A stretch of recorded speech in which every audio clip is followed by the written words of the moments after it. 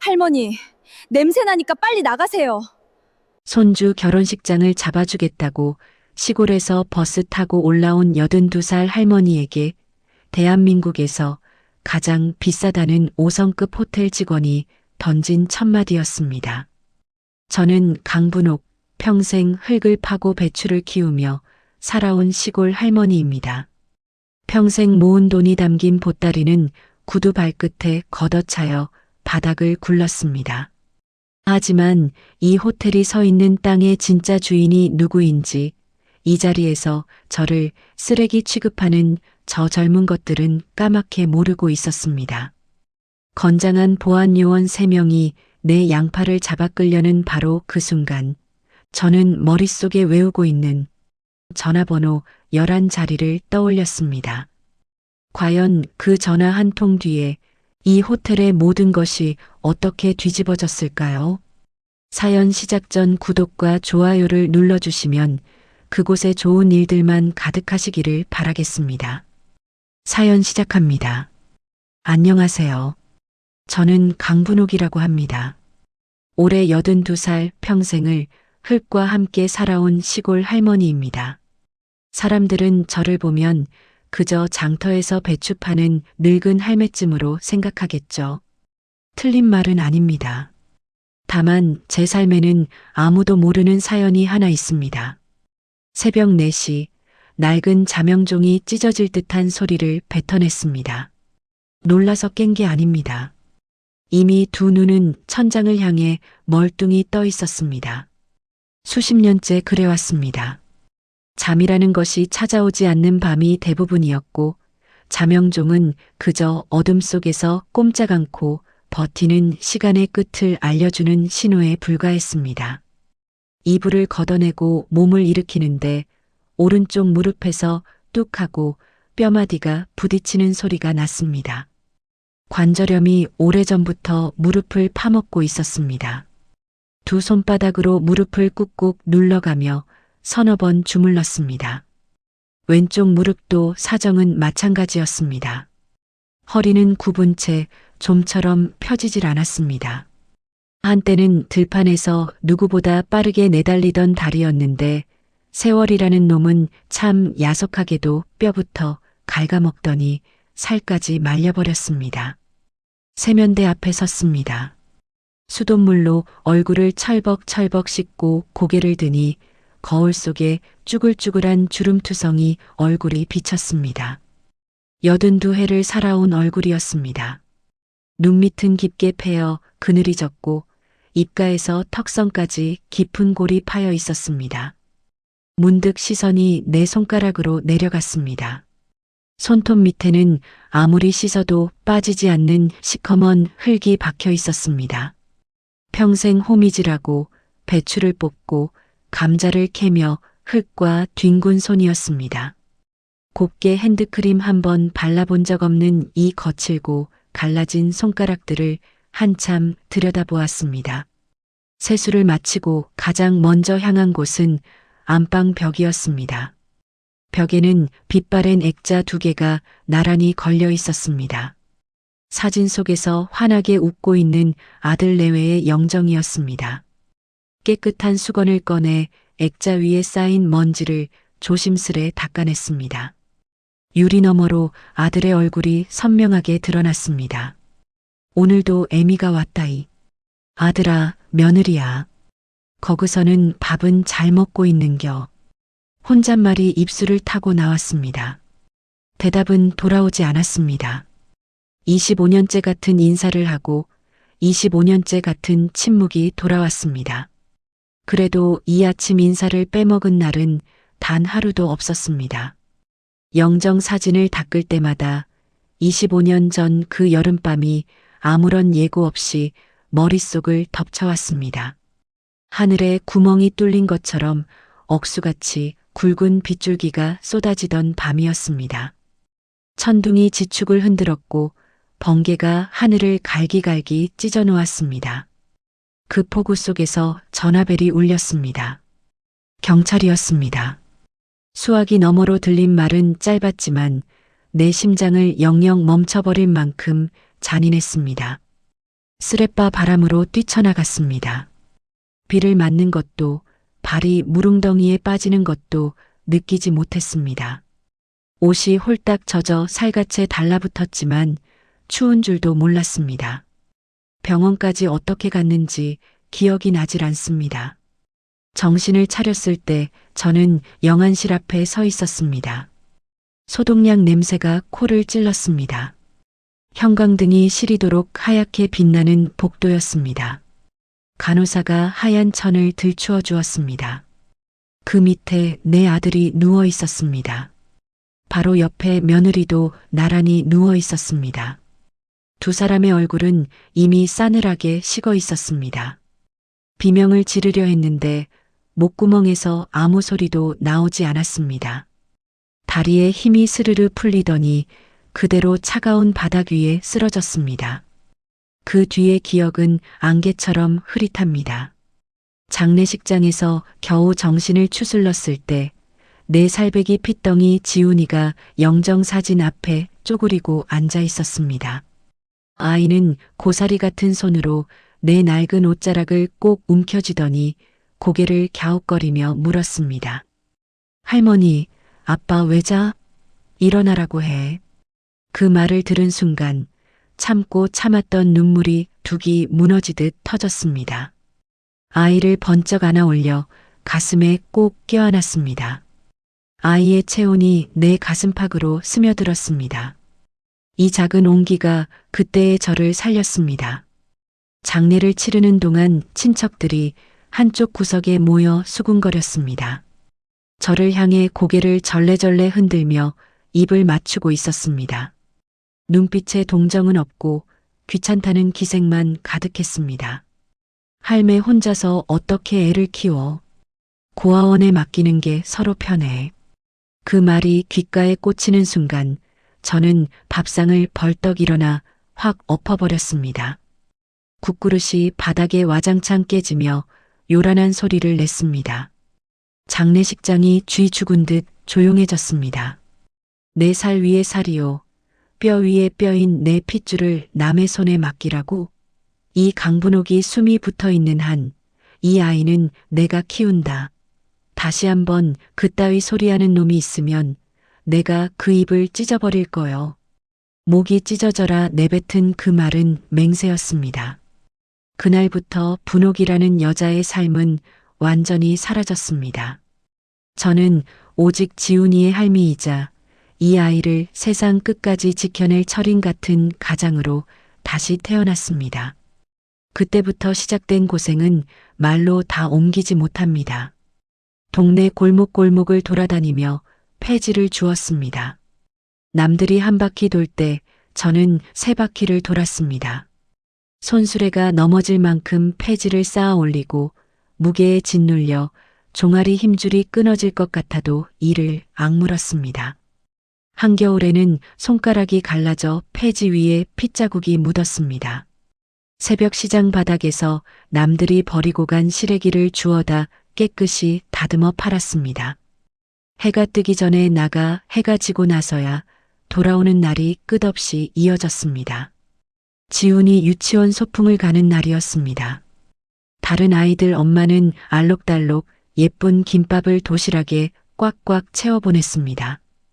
과일을 꽃 모양으로 잘라 넣고 소시지에 문어 다리를 만들어주는 정성이 부러웠습니다. 저는 그만한 형편이 되질 못했지만 우리 지훈이만큼은 절대 기죽이고 싶지 않았습니다. 전날 밤 쌀통 바닥을 싹싹 긁어 밥을 지었습니다. 아껴두었던 참기름 몇 방울을 밥에 골고루 섞고 밭에서 기른 깻잎과 장아찌를 잘게 다져 넣어 주먹밥을 꼭꼭 빚었습니다. 손바닥이 뜨거웠지만 모양이 흐트러질까봐 꾹 참고 동그랗게 쥐었습니다. 도시락 한쪽에는 마당에서 땀방울 토마토 서너 알을 예쁘게 놓았습니다. 내 끼니는 물 한 사발로 때웠지만 도시락만은 최대한 풍성하게 보이도록 밤새 궁리했습니다. 아이 가방에 넣어주며 할미가 특별히 만든 거요. 맛있게 먹으라고 했습니다. 아이를 보내고 대문 뒤에 쭈그려 앉아 한참을 소리 죽여 울었습니다. 그 작은 도시락이 내가 줄 수 있는 전부였으니까요. 그 시절 돈이 조금이라도 모이면 저는 남들이 거들떠보지도 않는 변두리 돌밭을 사모았습니다. 사람들은 미친 할매라고 수군거렸습니다. 경사가 심하고 돌이 수북이 박힌 쓸모없는 땅이었습니다. 하지만 저는 이 흙 밑에 뭔가가 있다는 것을 농사꾼의 오랜 감으로 알고 있었습니다. 흙을 한 줌 쥐어보면 그 땅의 기운이 느껴졌습니다. 사람들은 비웃었지만 땅은 절대 거짓말을 하지 않았습니다. 직접 곡괭이를 들고 돌을 깨고 호미로 뿌리를 파내며 개간했습니다. 손톱이 빠져 피가 흘러도 멈추지 않았습니다. 허리가 기역자로 휘어가는 것을 느끼면서도 언젠가 지훈이에게 물려줄 땅이 한 뼘 한 뼘 넓어지는 것을 보며 모든 고통을 삼켰습니다.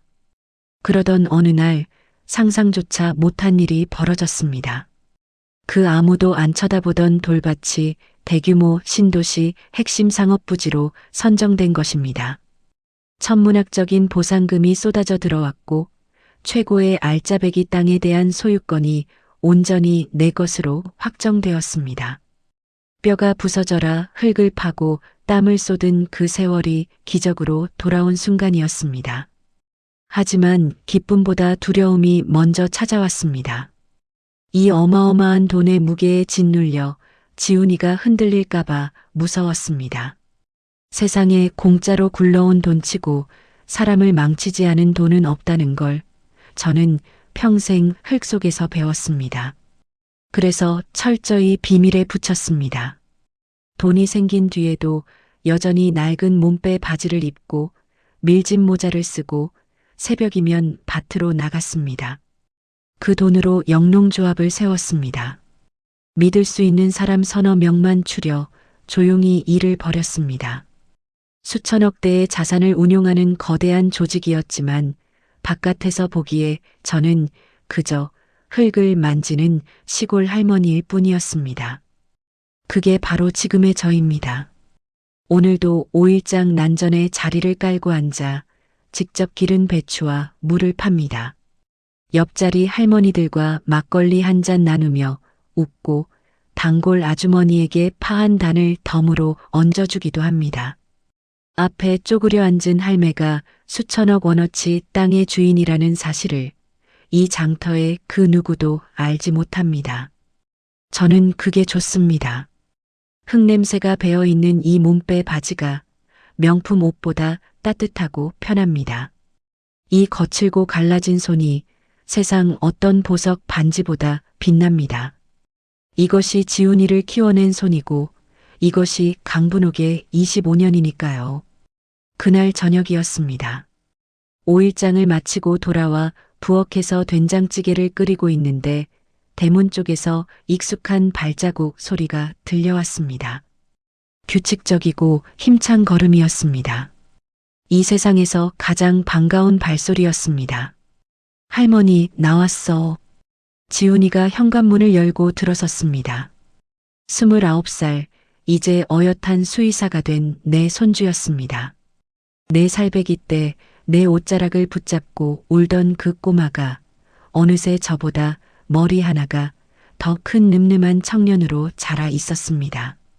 한 손에는 퇴근길에 사온 팥 붕어빵 봉지가 들려 있었습니다.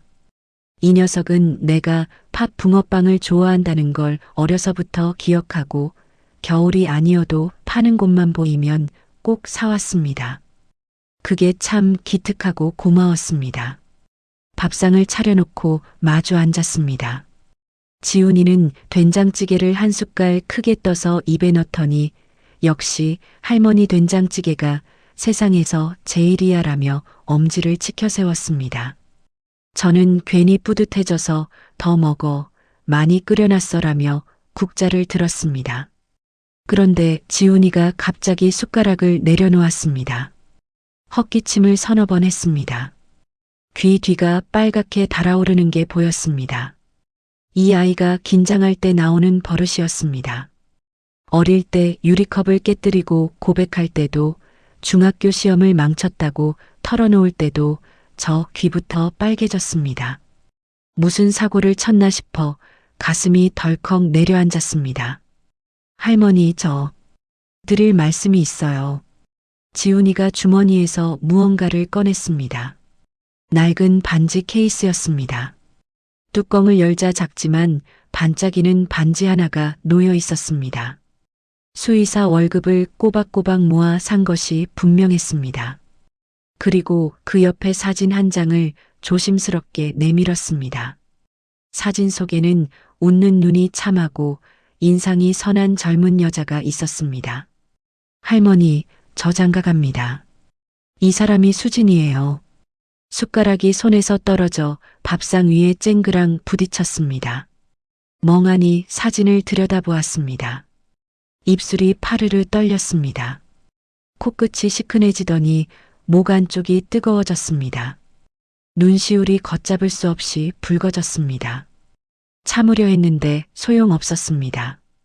뜨거운 눈물이 주름진 볼을 타고 줄줄 흘러내렸습니다. 지훈이가 놀라서 휴지를 건넸습니다. 저는 휴지 대신 앞치마 자락으로 눈물을 훔치며 겨우 입을 열었습니다. 이 녀석이 드디어 장가를 간다고. 목이 메어 말이 제대로 나오질 않았습니다. 25년을 기다린 말이었습니다. 그 핏덩이를 안고 살겠다고 밥상을 엎어버리던 날부터 이 아이가 좋은 사람 만나 제 가정을 꾸리는 날만을 꿈꿔왔습니다. 폐지를 줍다가 손이 갈라질 때도, 새벽 시장에서 시래기를 다듬다가 허리가 끊어질 것 같을 때도 오직 이날만 생각하며 버텼습니다. 그 꿈이 지금 밥상 위에 놓인 작은 반지 하나로 현실이 되고 있었습니다. 지훈이가 수진이 이야기를 들려주었습니다. 대학 동기였고 같은 동물병원에서 일하는 수의사였습니다. 처음 만났을 때부터 지훈이의 사정을 모두 알고 있었다고 했습니다. 부모가 일찍 세상을 떠난 것도, 시골에서 할머니 손에 자란 것도, 가진 것이 별로 없다는 것도 전부 다 알면서 한 번도 내색하지 않았다고 했습니다. 오히려 수진이 쪽에서 먼저 다가왔다고 했습니다. 수진이가 그러더라고요. 사람이 가진 것보다 어떻게 살아왔는지가 중요하다고. 할머니 밑에서 자란 사람이면 믿을 수 있다고요. 그 말에 저는 밥상 위에 이마를 박듯 고개를 숙이고 한참을 울었습니다. 만나본 적도 없는 수진이라는 아이가 벌써부터 고마웠습니다. 세상 사람들이 우리 지훈이를 볼 때마다 부모 없는 아이 할머니한테 자란 불쌍한 애라고 수군거렸습니다. 그 시선이 칼날처럼 아팠는데 수진이는 그 모든 것을 알면서도 기꺼이 곁에 서주겠다고 한 것이었습니다. 내 25년 고생보다 그 마음이 더 크고 무겁게 느껴졌습니다. 그날 밤 잠이 올리 만무했습니다. 가슴이 쿵쿵거려 도저히 누워있을 수가 없었습니다. 벌떡 일어나 안방 장롱 앞에 섰습니다. 장롱 맨 아래 칸을 열고 이불보 밑에 깔린 바닥판을 살짝 들어 올렸습니다. 그 밑에 비밀 공간이 있었습니다. 아무에게도 지훈이에게조차 알려준 적 없는 곳이었습니다. 이 속에 담긴 것들의 존재를 아는 사람은 세상에 저 혼자뿐이었습니다. 떨리는 손으로 낡은 천 보따리 하나를 꺼냈습니다.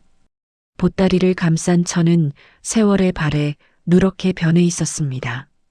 매듭을 풀자 안에서 꼬깃꼬깃 접힌 수표 뭉치가 나왔습니다. 수표 한 장 한 장마다 새벽부터 밤까지 흙을 파고 땀을 흘린 날들이 묻어 있었습니다. 그리고 그 사이에 명함 한 장이 끼워져 있었습니다. 내 땅 위에 세워진 5성급 특급 호텔 대표이사의 명함이었습니다. 호텔이 처음 올라갈 때 대표가 직접 찾아와 허리를 굽혀 인사하며 건넨 것이었습니다. 명함을 손가락으로 쓱 쓸어보았습니다. 결심이 섰습니다. 내 목숨 같은 지훈이 결혼식은 아무 데서나 치를 수 없었습니다. 대한민국에서 제일 좋은 곳에서 가장 귀하게 치러주고 싶었습니다. 하늘에 있는 아들 내외에게도 떳떳하게 보여주고 싶었습니다. 너희가 남기고 간 아이, 이 어미가 이만큼 키웠다고.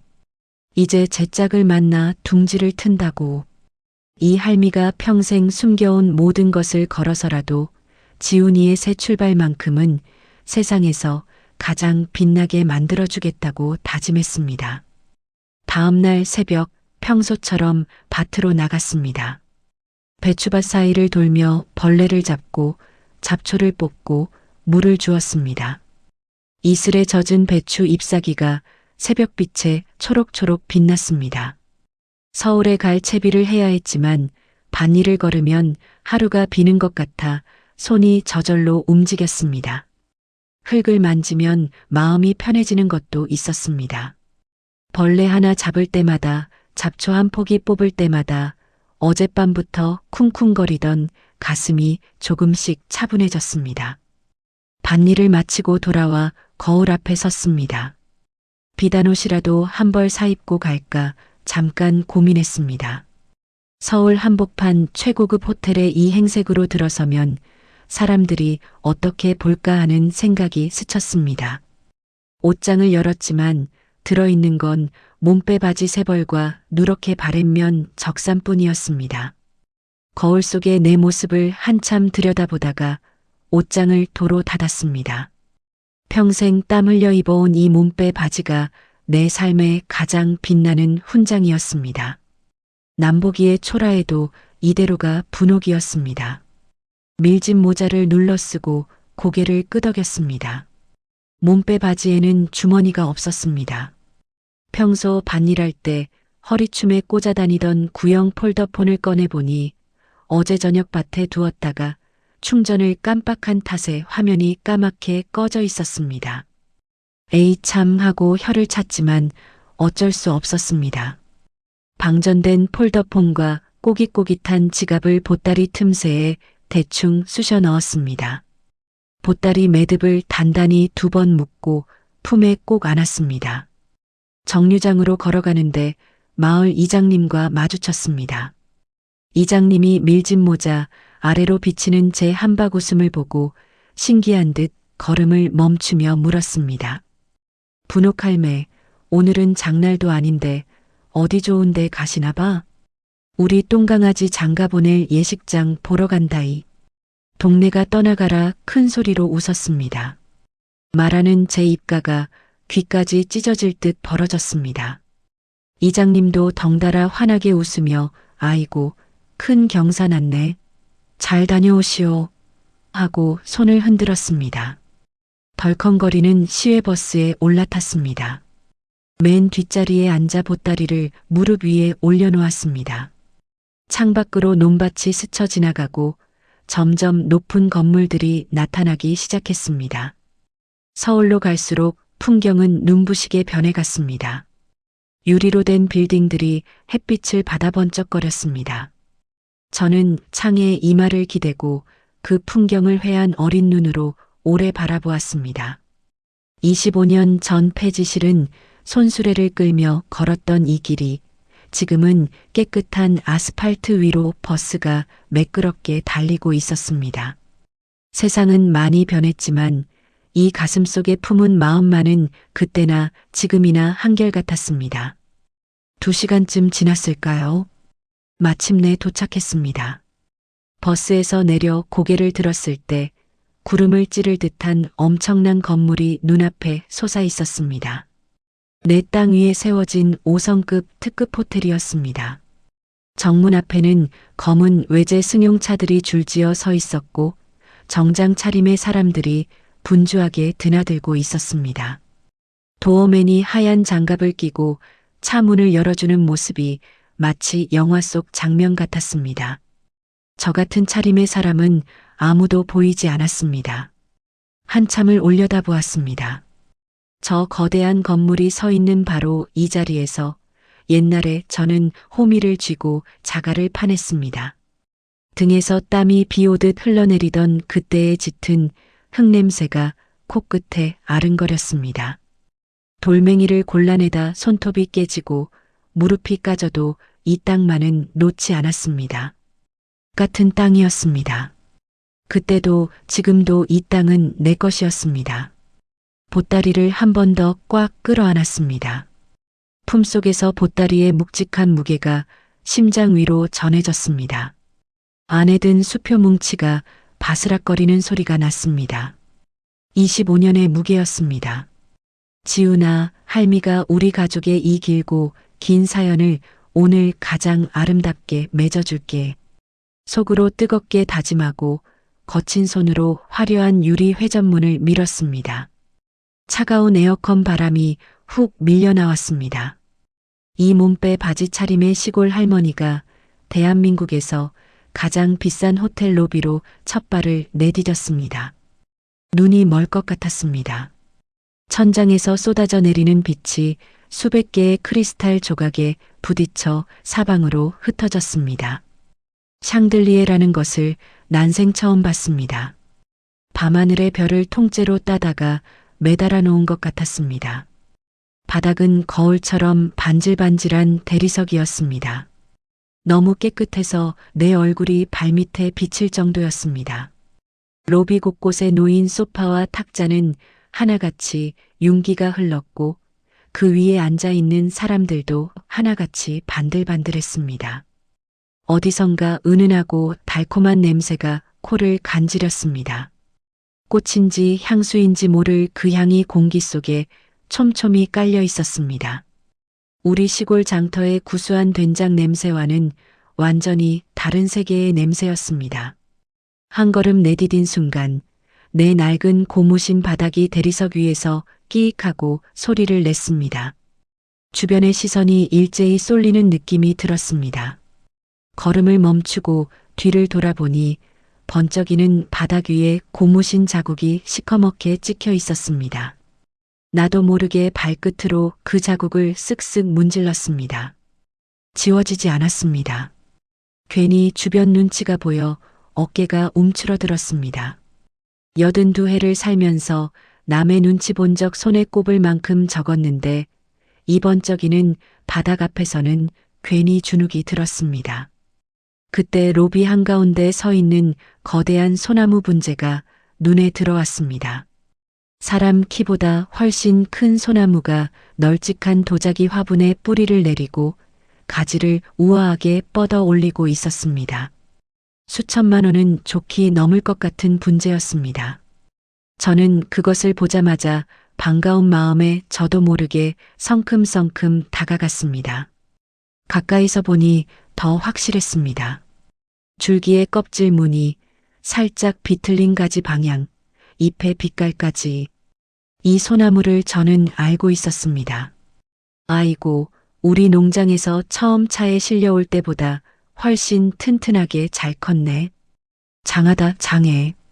굵은 손가락으로 푸른 솔잎을 조심스레 쓰다듬었습니다.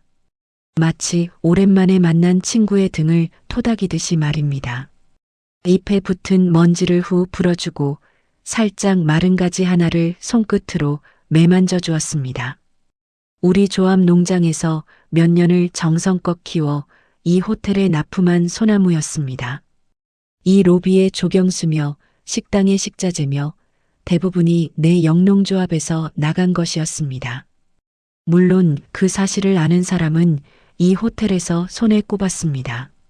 그 순간이었습니다. 등 뒤에서 킬킬거리는 웃음소리가 들렸습니다.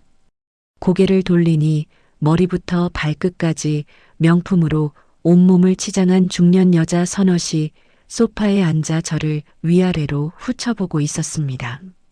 한 사람은 선글라스를 코 위로 살짝 내려 저를 뚫어지게 쳐다보았고 그 옆 사람은 코를 손가락으로 쓱 막으며 인상을 잔뜩 구겼습니다. 속닥이는 소리가 또렷하게 들려왔습니다. 어머, 저 냄새나는 할머니는 도대체 어디서 들어온 거야?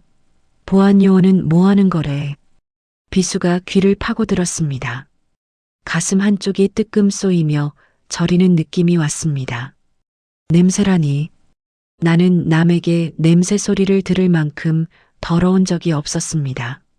새벽마다 찬물에 꼬박꼬박 세수를 했고 밭에서 돌아오면 반드시 옷을 갈아입었습니다.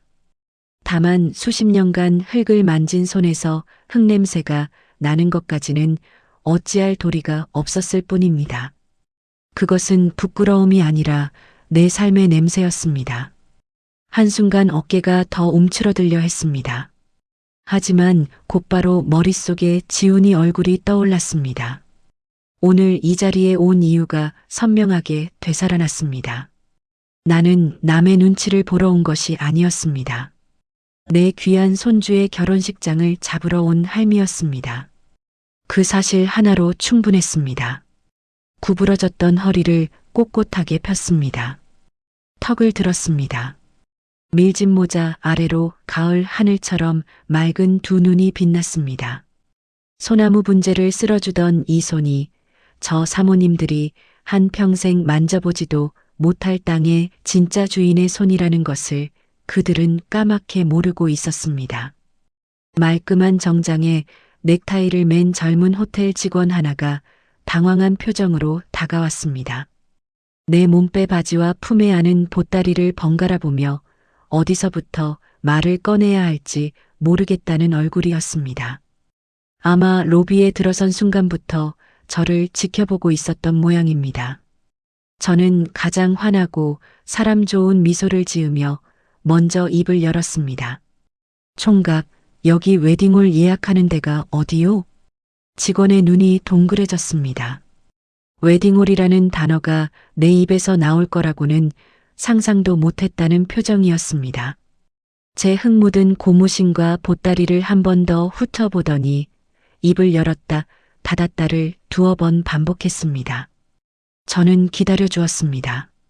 하지만 대답이 나올 기미가 없자 한 뼘 더 다가서며 목소리를 좀 더 크고 또렷하게 냈습니다. 우리 손주 결혼식 잡으러 왔어. 여기가 제일 좋다고 해서 시골에서 버스 타고 왔는디 예약하는 곳이 어딘지 좀 알려줘. 직원이 다급하게 무전기에 대고 무언가를 속삭이더니 어쩔 수 없다는 듯 고개를 살짝 숙이며 저를 안내하기 시작했습니다. 로비를 지나 2층으로 올라가는 넓은 계단을 밟았습니다. 계단 난간에는 금빛 장식이 두루러져 있었고 벽에는 커다란 그림들이 도열해 있었습니다. 한 발 한 발 올라갈 때마다 고무신이 대리석에 찍찍 소리를 냈지만 이제는 아랑곳하지 않았습니다. 계단을 오르며 스쳐 지나가는 손님 몇이 저를 힐끔힐끔 쳐다보았지만 저는 눈 하나 깜짝하지 않았습니다. 2층 복도는 로비보다 한층 더 조용하고 중후한 분위기였습니다. 두꺼운 카펫이 깔려 있어 발소리가 먹혔습니다. 고무신이 푹신한 카펫 위에 푹푹 빠지는 감촉이 낯설었습니다. 복도 창밖으로 호텔 정문이 내려다 보였습니다.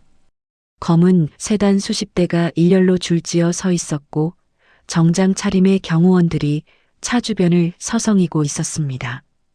건물 외벽에는 커다란 현수막이 걸려 있었습니다. 오늘 최상층 연회장에서 최 회장이 직접 주관하는 그룹 행사가 열린다는 내용이었습니다. 국회의원과 대기업 총수급 귀빈들이 참석한다는 뜻이었습니다. 그래서 경호원이 저렇게 바글바글했던 모양입니다.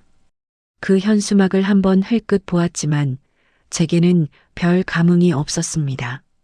최 회장이라면 내가 잘 아는 사람이었지만 지금 내 머릿속에는 오직 지훈이 결혼식 생각뿐이었으니까요.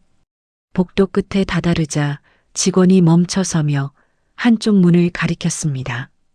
문 옆에 금빛으로 빛나는 팻말이 붙어 있었습니다. 고급스러운 글씨체로 무언가가 적혀 있었지만 영어라 저는 읽을 수 없었습니다. 직원이 예약실입니다라고 짧게 말하고는 마치 할 일을 다 했다는 듯 재빨리 발걸음을 돌렸습니다. 혼자 남겨졌습니다. 문손잡이에 손을 뻗으려다 문득 내 손이 눈에 들어왔습니다. 손톱 밑에 흙이 박혀 있었습니다. 오늘 새벽 밭에서 배추벌레를 잡을 때 묻은 것이었습니다. 바지춤에 손을 쓱쓱 여러 번 닦았습니다. 깨끗해지지는 않았지만 그래도 닦는 신용이라도 하고 싶었습니다. 이 문 안에 있는 사람들이 어떤 눈으로 나를 볼지 대충 짐작은 갔습니다. 하지만 눈치 보자고 여기까지 온 것이 아니었습니다. 문 앞에 서서 잠시 숨을 고르며 유리창 너머로 보이는 공간을 살짝 들여다보았습니다. 복도 건너편 유리 너머로 웨딩홀 내부가 어렴풋이 보였습니다. 하얀 생화가 천장에서 바닥까지 폭포처럼 쏟아져 내려오고 있었습니다. 장미와 백합이 뒤섞여 은은한 향기가 유리 너머에서도 느껴지는 것 같았습니다. 은은한 조명 아래 순백의 버질로드가 단상까지 길게 뻗어 있었습니다. 양쪽에는 하얀 리본으로 장식된 의자가 줄줄이 놓여 있었습니다. 저도 모르게 입이 벌어졌습니다. 눈시울이 뜨거워졌습니다. 저 단상 위에 턱시도를 입은 지훈이와 웨딩드레스를 입은 수진이가 나란히 서 있는 모습이 선명하게 그려졌습니다. 하객석 맨 앞줄에서 울먹이며 두 사람을 바라보는 이 할미의 모습까지 가슴이 벅차올라 숨이 막힐 것 같았습니다.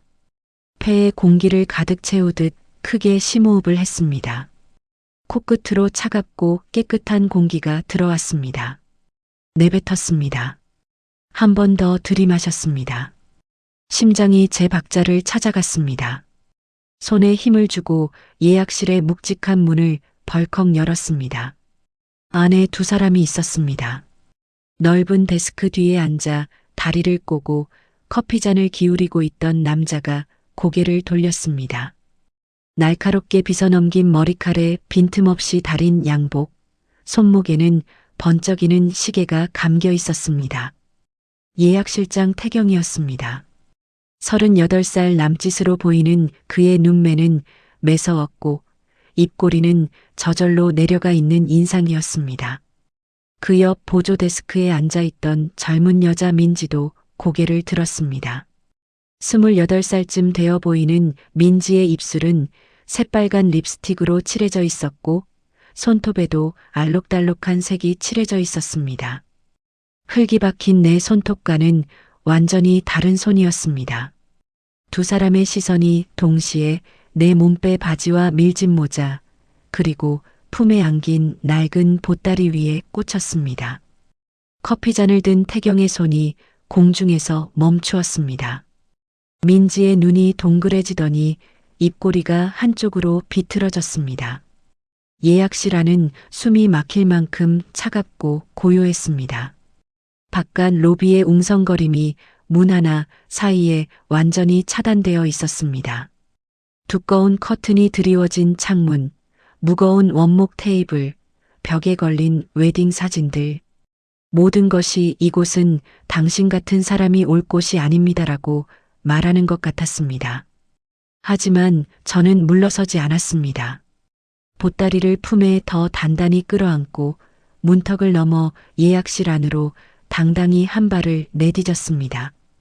태경의 눈이 내 발끝부터 머리끝까지 천천히 훑어 올라갔습니다. 그 시선에는 감출 생각조차 없는 경멸이 담겨 있었습니다. 마치 길바닥에 널린 쓰레기를 내려다보는 눈이었습니다. 커피잔을 테이블에 내려놓는 소리가 조용한 방 안에서 딸깍하고 울렸습니다. 태경은 잔을 내려놓고도 한참 동안 아무 말 없이 저를 쳐다보았습니다. 입꼬리가 한쪽으로 비틀린 채 굳어 있었습니다. 그 침묵 자체가 하나의 모욕이었습니다. 민지는 한술 더 떴습니다. 대뜸 손으로 코를 막더니 인상을 잔뜩 구기며 쏘아붙였습니다. 할머니, 여기 화장실 아니에요. 냄새나니까 빨리 나가세요. 냄새, 또 냄새였습니다. 로비에서도 들었던 그 말을 이 좁은 방 안에서 또 들으니 가슴 한가운데가 쿡 찔리는 느낌이 왔습니다. 민지의 새빨간 입술이 일그러지는 모양이 눈앞에서 선명하게 보였습니다. 내 몸빼 바지에서 풍기는 흙냄새가 그렇게도 불쾌한가 봅니다. 하지만 이 냄새는 평생 흙을 파고 땀을 흘려 한 생명을 키워낸 냄새였습니다. 부끄러울 것이 하나도 없는 냄새였습니다. 오히려 이 냄새를 비웃는 저 새빨간 입술이 가엾었습니다. 제 것으로 읽어본 것이 아무것도 없는 입술이었으니까요. 저는 한치도 물러서지 않았습니다. 밭에서 내려오는 거친 바람을 수십 년 맞아온 얼굴에 오히려 미소를 띠며 입을 열었습니다. 나는 우리 손주 장가 보낼 예식장 예약하러 왔어. 여기가 대한민국에서 제일 좋다고 해서 시골에서 일부러 찾아왔지. 태경이 피식 헛웃음을 터뜨렸습니다. 코웃음이었습니다. 소파 등받이에 기대 앉은 채 팔짱을 끼고 턱을 치켜드는 자세가 실로 거만하기 짝이 없었습니다. 천장을 한번 올려다보고 한숨을 푹 내쉬더니 마치 어린아이를 타이르는 듯한 느릿한 말투로 입을 열었습니다. 어르신, 요즘 날이 더워서 노망 나셨어요? 여기가 어딘 줄이나 알고 들어오신 거예요? 노망. 그 두 글자가 귀를 때리는 순간 머릿속에서 번개가 치듯 옛 기억이 번쩍 스쳤습니다. 25년 전 장례식장에서 친척들이 고개를 절레절레 흔들며 수군거리던 그 차가운 얼굴들이었습니다. 그때도 사람들은 저를 이렇게 깔보았습니다. 할매 혼자서 어떻게 애를 키우냐며 저를 아무것도 할 수 없는 사람 취급했습니다. 그 기억이 되살아나자 단전에서부터 뜨거운 불길이 솟구쳐 올라와 목 안쪽을 벌겋게 달구었습니다. 주먹을 쥔 손톱이 손바닥에 파고들었습니다. 하지만 이를 꽉 깨물었습니다. 아직은 참을 때였습니다. 내가 먼저 화를 내면 지는 것이었습니다. 이 오만한 것들의 본색이 어디까지인지 끝을 봐야 했습니다. 태경이 테이블 위에 놓인 두꺼운 양장본 책자를 손가락으로 톡톡 두드렸습니다. 금박으로 글씨가 찍힌 고급 웨딩 카탈로그였습니다. 펼쳐진 페이지마다 화려한 꽃장식과 찬란한 조명의 예식 사진이 빼곡했습니다. 태경은 그것을 저에게 밀어놓지도 않고 자기 쪽에 둔 채 손가락만 올려놓으며 의조리듯 말했습니다. 여기는요, 꽃 장식만 수천만 원이고 총 예식비가 1억 원이 훌쩍 넘습니다. 무슨 말인지 아시겠어요? 억 원이요, 마지막에 억이라는 글자를 또박또박 끊어 강조하는 투가 가소로웠습니다. 마치 나이든 시골 할머니가 큰 숫자를 이해하지 못할 거라 짐작하는 것 같았습니다. 저는 눈 하나 깜짝하지 않았습니다. 고개를 천천히 끄덕이며 맞받아쳤습니다. 알어. 대한민국에서 제일 좋은 데라며. 그래서 굳이 시골에서 일로 찾아왔지. 비싼 건 상관없어. 제 입에서 나온 그 짧은 말에 태경의 눈이 살짝 흔들렸습니다. 예상하지 못한 반응이었던 모양입니다. 보통은 억이라는 숫자를 듣는 순간 겁을 먹고 슬금슬금 돌아서거나 화를 내며 소란을 피우거나 둘 중 하나인데 이 시골 할머니는 미동조차 하지 않았으니까요.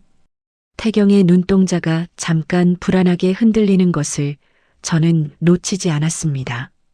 저는 한 걸음 더 안쪽으로 들어가 소파 옆에 섰습니다. 태경이 자기 영역을 침범당한 것에 불쾌한 듯 눈살을 찌푸렸습니다.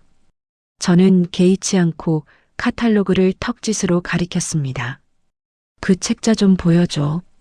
어떤 것들이 있는지 한번 보자.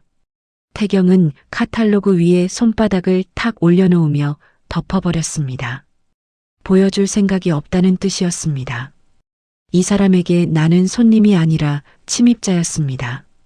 하지만 태경은 금방 여유를 되찾았습니다.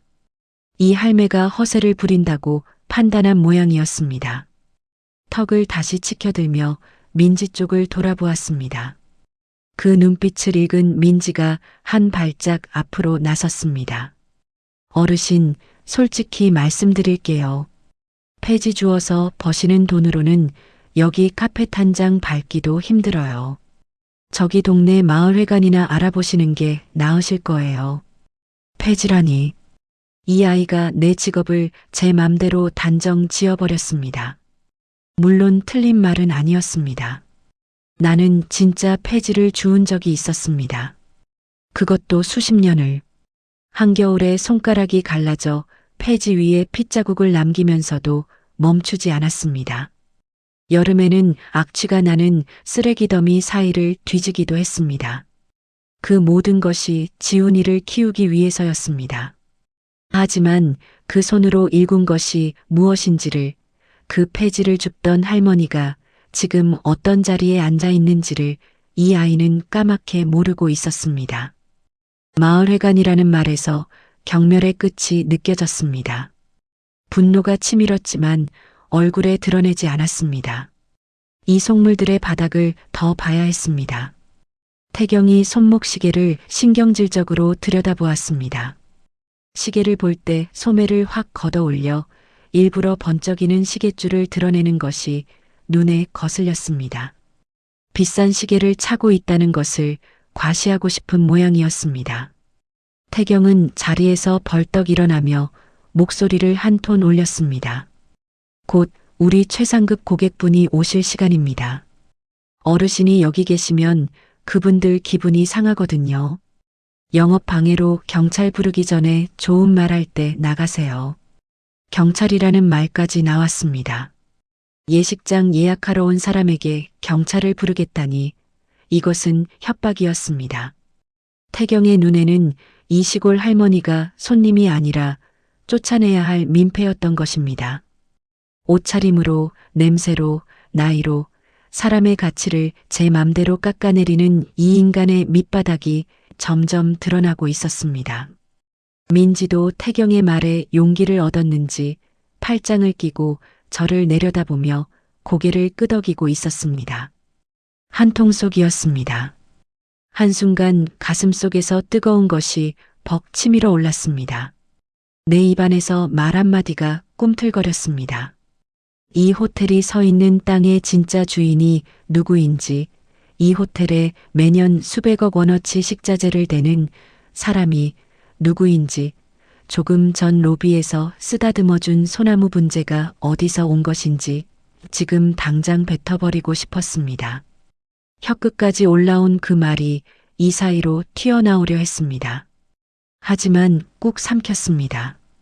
이따위 속물들 앞에서 내 입으로 내 정체를 밝히는 것 자체가 자존심이 허락하지 않았습니다. 내가 이 땅 주인이야 라고 외쳐서 이기는 것은 진짜 이기는 것이 아니었습니다. 나를 쓰레기 취급하는 저것들의 밑바닥 근성이 도대체 어디까지 가는지 끝까지 지켜보기로 했습니다. 그래야 뒤집어 줄 때의 맛이 제대로일 테니까요.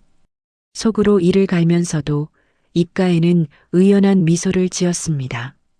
저는 품에 생명줄처럼 안고 있던 낡은 천보따리를 양손으로 들어 올렸습니다.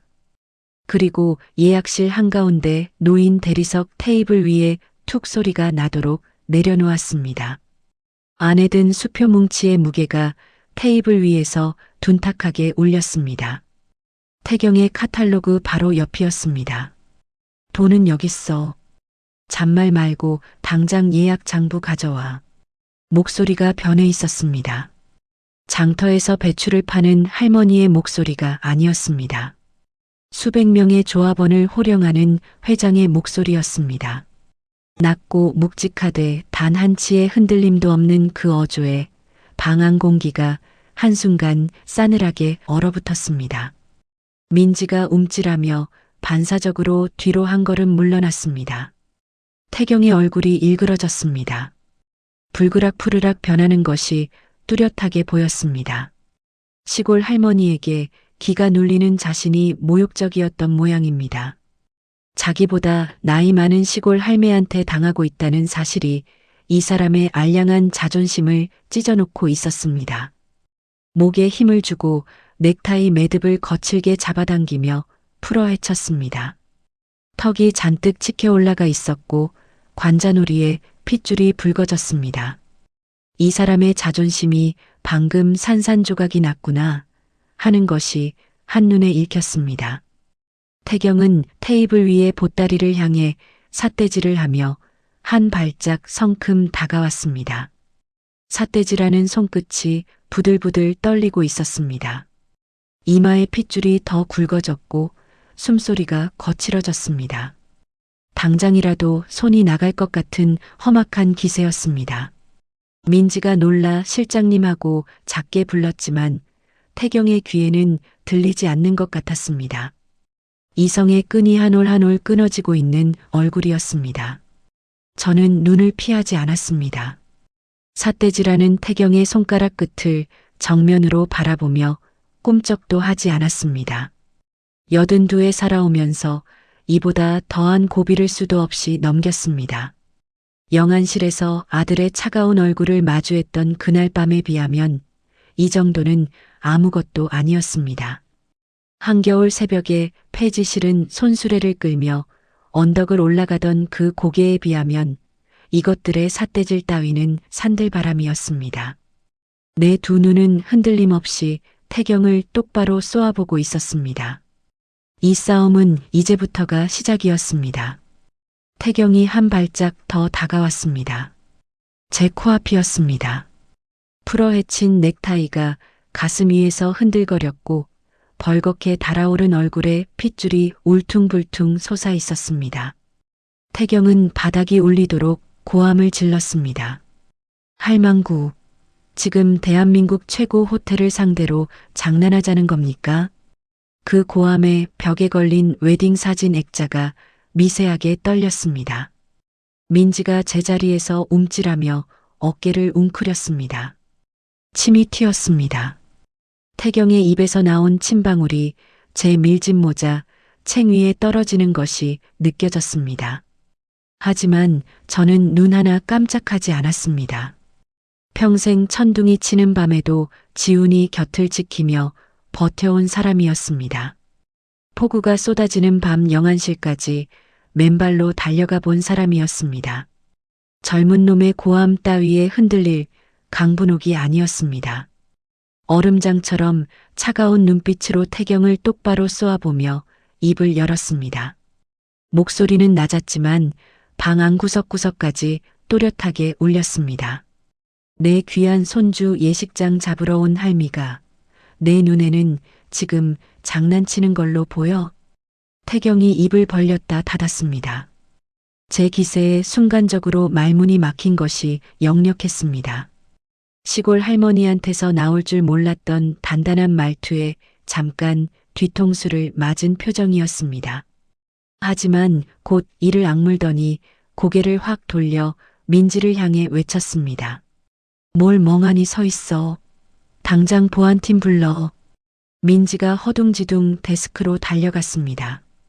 하이힐에 발이 꼬여 한번 비틀거렸습니다. 덜덜 떨리는 손으로 인터폰 수화기를 집어들고 떨리는 목소리로 외쳤습니다. 여기 보안팀이죠? 빨리 예약실로 와주세요. 미친 진상 노숙자가 행패를 부려요. 빨리요. 노숙자. 그 세 글자가 귀에 박히는 순간 25년 묵은 내 거친 손마디가 부르르 떨렸습니다. 냄새나는 할머니에서 시작해 노망난 노인을 거쳐 폐지 줍는 할매를 지나 이제 노숙자까지 왔습니다. 한마디 한마디가 가시처럼 살 속에 박혀 들어왔습니다. 이빨을 꽉 깨물었습니다. 하지만 아직 버텨야 했습니다. 여기서 내가 먼저 소리를 지르는 순간 진짜 미친 노숙자가 되는 것이었으니까요. 주먹을 꽉 쥔 채 숨을 참았습니다. 가슴 밑바닥에서 부글부글 끓어오르는 분노를 온몸의 힘으로 짓눌렀습니다. 그때였습니다. 태경이 테이블 위에 보따리를 향해 손을 뻗었습니다. 무슨 짓을 하려는 건지 순간 파악이 되지 않았습니다. 태경의 손등이 보따리 위를 스치는가 싶더니 거칠고 매몰차게 밀쳐냈습니다. 밀치는 정도가 아니었습니다. 손등에 힘을 잔뜩 줘서 내 보따리를 쓰레기 치우듯 테이블 밖으로 쓸어버린 것이었습니다. 보따리가 테이블 모서리를 스치며 떨어졌습니다. 차가운 대리석 바닥 위에 둔탁한 소리를 내며 내동댕이 쳐졌습니다. 그 소리가 조용한 예약실 안에서 메아리 치듯 울렸습니다. 굳게 묶어둔 매듭이 충격에 살짝 풀려 안에서 꼬깃꼬깃 접힌 수표 뭉치의 모서리가 삐죽이 비어져 나왔습니다. 태경은 그것을 보고도 아무런 관심이 없었습니다. 낡은 천 보따리 안에 진짜 수표가 들어있을 거라고는 꿈에도 생각하지 못하는 눈이었습니다. 내 목숨과도 같은 보따리였습니다. 25년간 새벽부터 밤까지 흙을 파고 폐지를 줍고 시래기를 다듬어 한 푼 한 푼 모은 돈이 든 보따리였습니다. 지훈이를 위해, 오직 지훈이만을 위해 평생을 모아온 것이었습니다. 그것이 지금 차디찬 바닥 위에 나뒹굴고 있었습니다. 그 순간 가슴 속에서 무언가가 와르르 무너져 내리는 소리가 들렸습니다. 마지막 남은 이성의 끈이 끊어지려 하고 있었습니다. 지훈이가 처음 유치원 소풍 갈 때 밤새 빚어준 주먹밥처럼 이 보따리도 내 온 마음을 담아 쌓은 것이었습니다. 그것을 바닥에 내팽개치다니. 이것들에게 이 보따리는 그저 더러운 넝마 조각이었겠지만 나에게는 25년의 무게 그 자체였습니다. 떨리는 손으로 허리를 굽혀 보따리를 주우려 했습니다. 관절염이 오는 무릎이 뚝 소리를 냈습니다. 등뼈가 삐걱거렸습니다. 82해를 버텨온 몸이 비명을 질렀지만 이 보따리를 바닥에 내버려 둘 수는 없었습니다. 그 찰나 믿을 수 없는 일이 벌어졌습니다. 태경의 검은 구두 발끝이 보따리를 살짝 걷어찬 것입니다. 보따리가 바닥 위에서 반바퀴를 굴렀습니다. 내 손가락 끝이 허공을 쓸었습니다. 허리를 구부린 채 바닥을 더듬는 내 모습이 저것들 눈에 얼마나 초라하게 보였을까. 하지만 그건 중요하지 않았습니다. 중요한 것은 저 인간이 방금 내 보따리를 발로 찼다는 사실이었습니다. 태경이 내려다보며 입꼬리를 비틀었습니다. 조롱이 가득한 눈이었습니다. 자기 발 아래 무릎을 굽힌 시골 할머니가 한없이 우습게 보이는 모양이었습니다. 그 꼬질꼬질한 쓰레기 보따리 안에 진짜 1억이 들어있으면 내가 할머니를 등짝에 업고 호텔 로비를 3바퀴 돕니다. 그 한마디가 떨어진 순간 이상한 일이 일어났습니다. 부글부글 끓어오르던 분노가 갑자기 멈추었습니다. 뜨거움을 넘어 오히려 서늘하고 차갑게 식어버렸습니다. 머릿속이 투명하게 맑아졌습니다. 이 사람은 방금 스스로 무덤을 판 것이었습니다. 3바퀴라. 좋습니다. 그 약속 내가 반드시 받아내주겠습니다. 저는 천천히 허리를 펴고 일어났습니다. 무릎에서 뚝 소리가 났지만 아프지 않았습니다. 아무것도 느껴지지 않았습니다. 태경의 눈을 똑바로 들여다보며 입을 열었습니다. 젊은이, 사람 겉모습만 보고 함부로 혓바닥 놀리지 마. 방금 내 입으로 뱉은 그 말 목숨 걸고 책임질 수 있어? 목소리가 얼음처럼 차가웠습니다. 태경이 흠칫 놀라며 반걸음 뒤로 물러났습니다. 이 시골 할머니의 눈빛에서 뭔가 범상치 않은 기운을 느꼈는지 조롱하던 입꼬리가 멈칫 굳었습니다. 지금까지 화를 내거나 겁을 먹는 할머니만 상대해본 이 사람은 분노 너머의 차가운 서늘함을 처음 마주한 모양이었습니다. 하지만 뒤로 물러선 자신이 창피했던 모양입니다. 금방 다시 턱을 치켜들고 입을 열려는 순간 예약실 문이 벌컥 열렸습니다. 건장한 체격의 보안 요원 3명이 무전기를 쥔 채 헐레벌떡 뛰어들어왔습니다. 검은 정장에 이어피스를 낀 근육질의 남자들이었습니다. 예약실이 단번에 좁아진 느낌이었습니다. 보안 요원 중 한 명은 키가 제 머리 2개는 되어 보였습니다. 그 거구가 제 앞을 가로막으며 우뚝 섰습니다. 태경이 기고만장해져서 눈에 쌍심지를 켜고 나를 가리키며 외쳤습니다. 이 할망구 당장 로비 밖 도로변으로 끌어내. 냄새 배니까 소독약도 철저히 뿌리고. 소독약이라니. 나를 짐승 취급하는 것이었습니다. 소독약을 뿌리라는 말에 마치 전염병 환자를 대하듯 내 존재 자체를 더러운 것으로 만들어버리겠다는 뜻이었습니다. 보안요원 셋이 일제히 제 쪽으로 다가왔습니다. 한 명이 내 오른팔을, 다른 한 명이 내 왼팔을 잡으려 굵은 손을 뻗었습니다. 거친 손가락이 내 팔뚝을 스치는 순간 온몸에 전기가 통하듯 힘이 솟았습니다. 저는 번개처럼 두 팔을 뿌리쳤습니다. 평생 호미질로, 곡괭이질로, 배추통을 나르며 단련된 억센 팔이었습니다. 젊은 보안 요원들도 순간 밀려나며 눈을 크게 떴습니다. 누구든 내 몸에 손끝 하나라도 대기만 해봐. 목청이 터져라 내지른 호통에 방 안에 있던 모든 사람이 움찔하며 멈칫했습니다. 보안 요원들이 서로 눈치를 보며 한 발짝 물러섰습니다. 이 작은 시골 할머니에게서 뿜어져 나오는 기세가 예사롭지 않다는 것을 본능적으로 느꼈는지 섣불리 다시 손을 뻗지 못했습니다. 태경의 눈이 크게 떠졌습니다. 민지는 데스크 뒤에 숨다시피 하며 얼굴이 하얗게 질려 있었습니다. 방 안 공기가 팽팽하게 얼어붙었습니다. 아무도 먼저 움직이지 못하는 팽팽한 대치 상태가 수초간 이어졌습니다. 숨을 몰아쉬며 이 상황을 머릿속에서 빠르게 정리했습니다. 이대로 이것들에게 질질 끌려나간다면 내 자존심이 무너지는 것쯤은 참을 수 있었습니다. 82해를 살며 자존심 상하는 일은 산처럼 겪어왔으니까요. 하지만 소문이 돌 것이었습니다. 호텔에서 노숙자로 몰려 쫓겨난 할머니. 그 이야기가 퍼지면 지훈이 귀에도 들어갈 것이었습니다. 수의사로서 한치 흠없이 반듯하게 살아가는 내 손주의 앞날에 평생 씻을 수 없는 오점이 남을 것이었습니다.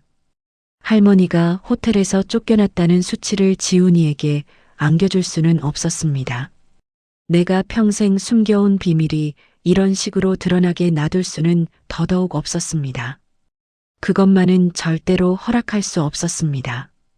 바닥에 나뒹구는 보따리를 주워 품에 안았습니다. 반쯤 풀린 매듭 사이로 손을 넣어 더듬었습니다. 방전된 폴더폰의 딱딱한 감촉이 손끝에 닿았습니다. 전원 버튼을 꾹 눌러보았습니다. 화면은 까맣게 죽어 있었습니다. 어제 저녁 밭에 두고 충전을 깜빡한 것이 이렇게 발목을 잡을 줄은 몰랐습니다. 쓸 수 없는 전화기였습니다. 하지만 이 방 안에 전화기가 하나 더 있었습니다. 민지가 조금 전 보안팀을 불렀던 바로 그 데스크 위의 유선 전화기였습니다.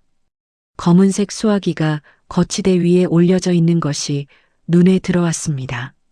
그것을 보는 순간 머릿속에서 20년째 외우고 있는 11자리 전화번호가 선명하게 떠올랐습니다. 지금 이 호텔 최상층 연회장에서 그룹 행사를 주관하고 있을 바로 그 사람의 번호였습니다. 이제 더는 참을 이유가 없었습니다.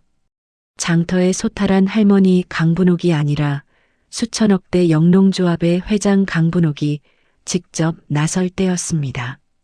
보따리를 챙겨들고 민지가 앉아있는 데스크 쪽으로 성큼성큼 걸어갔습니다.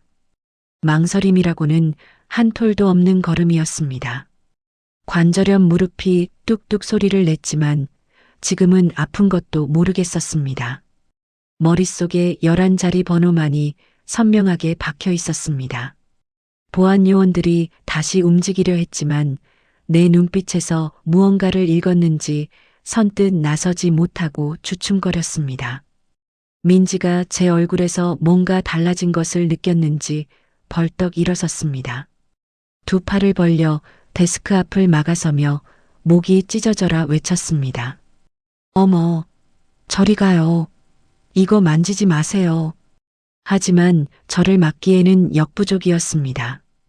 밭에서 배추통을 나르던 이 팔은 허약한 도시 아이의 손바닥 하나로 막을 수 있는 팔이 아니었습니다. 민지의 어깨를 스치며 비켜 지나가 데스크 위에 유선 전화기 수화기를 확 낚아챘습니다.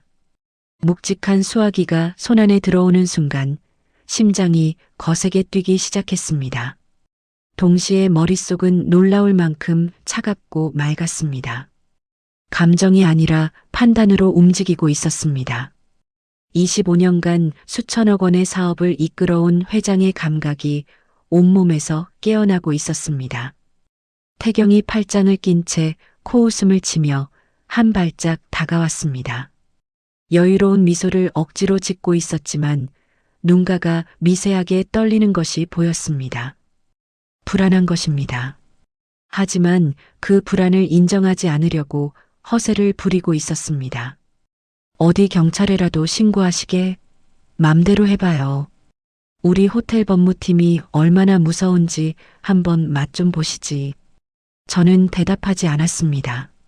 대답할 가치가 없었습니다. 수화기를 귀에 대고 20년째 머릿속에 새겨져 있는 11자리 번호를 꾹꾹 눌렀습니다. 거칠고 두꺼운 손가락이 작은 버튼을 누를 때마다 삐삐삐 소리가 조용한 예약실 안에 울려 퍼졌습니다. 태경이 코웃음을 치며 지켜보았지만 11자리 번호가 끝날 때쯤 그 코웃음도 점점 잦아들었습니다. 한 자리도 망설이지 않았습니다. 이 번호는 내 머리가 아니라 손가락이 기억하고 있었습니다. 이 호텔이 내 땅 위에 처음 기둥을 세우던 날부터 외우기 시작한 번호였습니다. 뚜뚜 신호음이 울렸습니다. 한 번, 방 안의 모든 시선이 수화기를 쥔 내 손에 쏠렸습니다. 두 번째 신호음이 채 끝나기도 전에 수화기 너머에서 목소리가 들려왔습니다. 중후하고 묵직한 남자의 목소리였습니다. 제가 아주 잘 아는 목소리였습니다. 여보세요. 저는 태경과 민지, 보안 요원들이 다 들리도록 수화기를 살짝 귀에서 떼고 예약실 천장이 떠나가라 쩌렁쩌렁하게 외쳤습니다. 최 회장. 나 흙 파먹는 강분옥이요. 강분옥. 내 이름 석자가 예약실 안에 쩡하고 울려 퍼졌습니다. 동시에 수화기 너머에서 숨이 넘어갈 듯한 소리가 터져 나왔습니다. 헉하는 짐승 같은 숨소리에 이어 책상 위에서 물건이 와장창 쏟아지는 요란한 소리가 들렸습니다. 커피잔이 깨지는 소리도 섞여 있었습니다. 최 회장이 얼마나 놀랐으면 책상 위를 통째로 쓸어버린 모양이었습니다. 이 호텔 그룹의 최고 경영자가 내 이름 석자에 그 정도로 경악했다는 것은 내가 그 사람에게 어떤 존재인지를 말해주는 것이었습니다. 태경의 얼굴에서 여유로운 미소가 흙탕물처럼 흘러내렸습니다. 눈이 커졌습니다. 자신의 호텔 그룹 최고 경영자의 이름이 이 시골 할머니의 입에서 튀어나오리라고는 상상조차 못했을 것입니다. 그것도 반말로 이름을 불러가며 팔짱을 끼고 있던 두 팔이 스르르 풀어져 내려왔습니다. 그 팔이 어디로 가야 할지 몰라 허공에서 어정쩡하게 떠 있었습니다. 민지의 입이 떡 벌어졌습니다. 코를 막던 손이 어느새 내려가 있었습니다. 보안 요원들도 서로를 돌아보며 불안한 눈빛을 교환했습니다.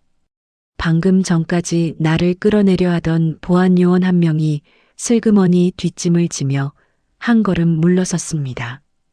이 방 안의 권력 구도가 눈에 보이지 않는 힘에 의해 뒤집히고 있었습니다. 저는 창백해지기 시작한 태경의 눈을 똑바로 쏘아보며 수화기에 대고 말을 이었습니다. 한 글자 한 글자, 이 방 안의 모든 사람이 또렷하게 들을 수 있도록 천천히 묵직하게 내뱉었습니다. 태경의 눈동자가 커졌다 작아졌다를 반복했습니다. 도망치고 싶은데 다리가 말을 듣지 않는 사람의 표정이었습니다. 최 회장, 자네 호텔 직원들이 내 꼬라지가 우습고 냄새난다고 보안 요원까지 불러다 당장 끌어내라네. 내가 이대로 쫓겨나면 우리 땅 임대 계약도 오늘부로 끝장나는 거 알지? 땅 임대 계약. 그 단어 하나하나가 방 안에 떨어질 때마다 태경의 얼굴이 한 톤씩 하얘졌습니다.